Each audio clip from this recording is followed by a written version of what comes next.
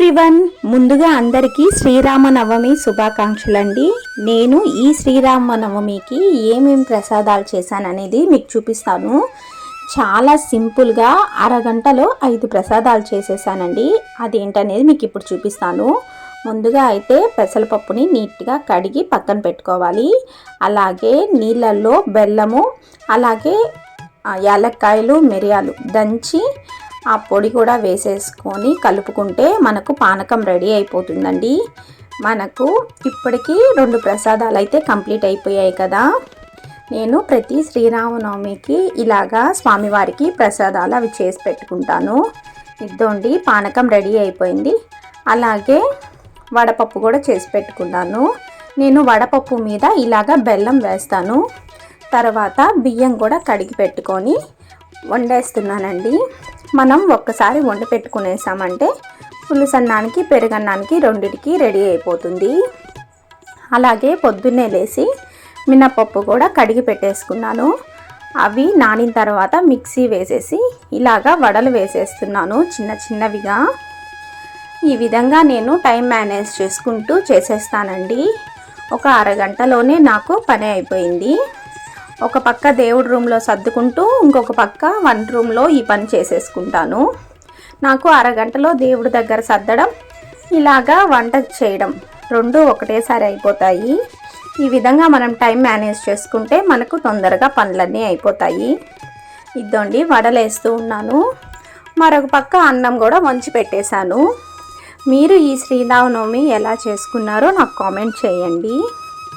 ఈ వీడియో కానీ నచ్చితే లైక్ చేసి, షేర్ చేసి, సబ్స్క్రైబ్ కూడా చేసుకోండి. ఇద్దండి వడలు కూడా కాగిపోయాయి.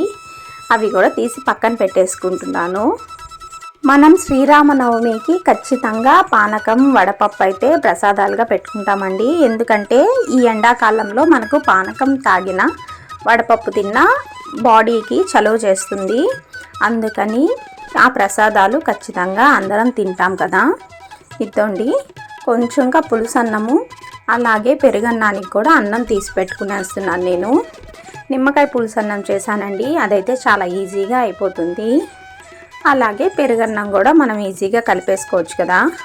తిరగమాత పెట్టుకుంటే మనకు 2 ప్రసాదాలు తొందరగా రెడీ అయిపోతాయి.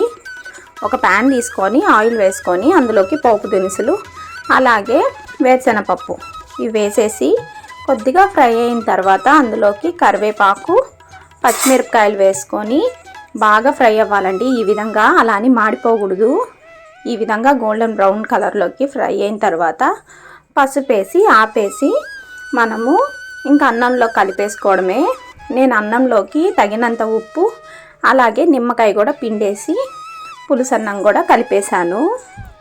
ఇలాగా మనము ఏం ప్రసాదాలు చేయాలి అనేది ముందుగానే అనుకున్నామంటే చాలా తొందరగా అయిపోతాయి ప్రసాదాలు కూడా. అలాగే పెరుగన్నం కూడా కలుపుకొని అందులో కూడా తిరగమాత పెట్టేసుకున్నాను. అయిపోయాయండి 5 ప్రసాదాలు స్వామివారికి చేసినటివి.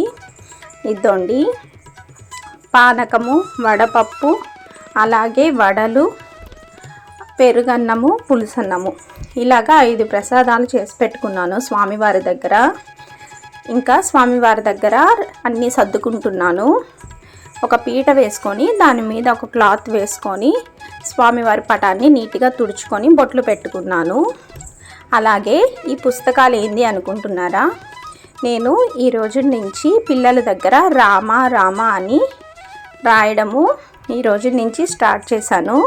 పిల్లలకి చెప్పాను రోజు రాయాలి. పొద్దున్న లేచి స్నానం చేసిన తర్వాత దేవుడి రూమ్లో కూర్చొని అట్లీస్ట్ ఒక్క లైన్ అన్నా రాయండి అని చెప్పాను. మా పాప అయితే కొంచెం శ్రద్ధగానే రాస్తుందండి. బాబుకి ఇంకా తెలియలేదు. ఈరోజైతే కొంతవరకు రాశాడు. ఈ విధంగా ఈ రోజు నుంచి వాళ్ళకి స్టార్ట్ చేద్దామని చెప్పి ఆ పుస్తకాలు తెప్పించి తీసి పెట్టాను. ఇంకపోతే దేవుడి దగ్గర ఈ విధంగా దీపాలు పెట్టుకుంటున్నాను. నాకు దేవుడి దగ్గర ఎన్ని ఎక్కువ దీపాలు పెడితే అంత బాగా నచ్చుతుందండి. ఇంకా గంధం పెట్టి కుంకుమ కూడా పెట్టేశాను. ఇంకా నూనె వేసుకొని ఒత్తులు వేసుకొని రెడీ చేసుకున్నాను. ఈ విధంగా నేను శ్రీరామనవమికి అలాగే దసరాకు కూడా ఇదే విధంగా లక్ష్మీ అమ్మవారి పటం పెట్టి అప్పుడైతే 9 ప్రసాదాలు చేసుకుంటానండి. శ్రీరామనవమికి అయితే ఇలా 5 రకాల ప్రసాదాలు చేసి స్వామివారికి పెట్టుకుంటాను. ఇప్పుడు ఒత్తులు అవన్నీ వేసేసాను కదా, వేసేసిన తర్వాత ఇద్దండి ప్రసాదాలు అన్నీ పెట్టేశాను. బుక్స్ అలాగే పెన్స్ కూడా తెప్పించాను. ఇంకా స్వామివారికి దీపాలు అవన్నీ వెలిగించేసి పిల్లల్ని కూడా దగ్గర కూర్చొని పెట్టుకొని వాళ్ళ దగ్గర అవి రాయడం అవన్నీ చేపించాను. ఇంకా తెలిసిన కొన్ని పాటలు ఇలాగా రాముల వారి మీద అవి పాడుకున్నాము. ఇద్దండి శ్రీరామ అని గంధంతో రాసి ఇలాగా చెక్స్ ఉండే బుక్కులు తెప్పించాను. అవైతే వాళ్ళకి రాసుకోవడానికి ఈజీగా ఉంటుందని ఇలాగా పిల్లలు కూడా రాశారు. తర్వాత కాసేపు భజనలాగా చేసుకున్నాము దేవుడి దగ్గర. తర్వాత టెంకాయ కొట్టేసుకొని హారతి ఇచ్చేసానండి రాముల వారికి.